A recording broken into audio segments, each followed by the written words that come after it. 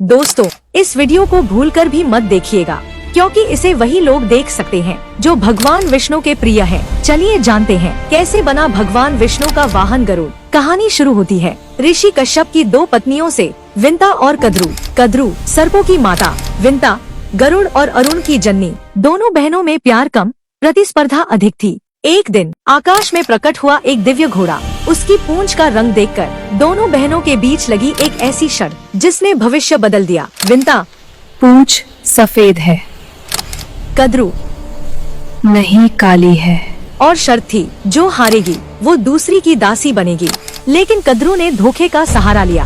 अपने नाग पुत्रों को आदेश दिया, घोड़े की पूंछ से लिपट जाओ और उसे काला दिखा दो। धोखे की जीत हुई और विंता हार गई। वो अपनी ही बहन की दासी बन गई। जब गरुड़ ने अपनी माँ को इस दास्तां में देखा तो उनका हृदय क्रोध से जल उठा। वे नागों के सामने गरजे, मेरी माँ को मुक्त करो।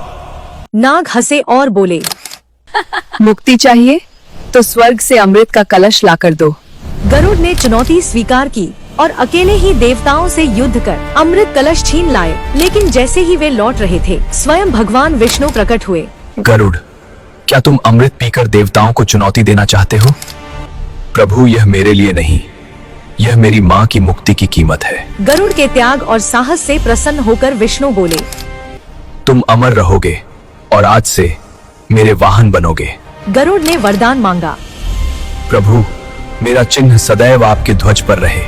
तभी से विष्णु का ध्वज कहलाया गरुड़ ध्वज। और विंता सदैव के लिए मुक्त हो गई। लेकिन नागों के साथ एक रहस्य और जुड़ा। वे अमृत पीने से पहले स्नान करने गए और तभी इंद्र आ पहुँचे। कलश उठा लिया और स्वर्ग ले गए। नाग लौटे और वहाँ पाया सिर्फ घास। उन्हें लगा कि यहाँ अमृत की कुछ बूंदें गिरी होंगी, इसलिए वो उस जगह को चाटने लगे। इसी से उनका मुंह फट गया और तभी से कहा जाता है, नागों की जहवा फटी होती है।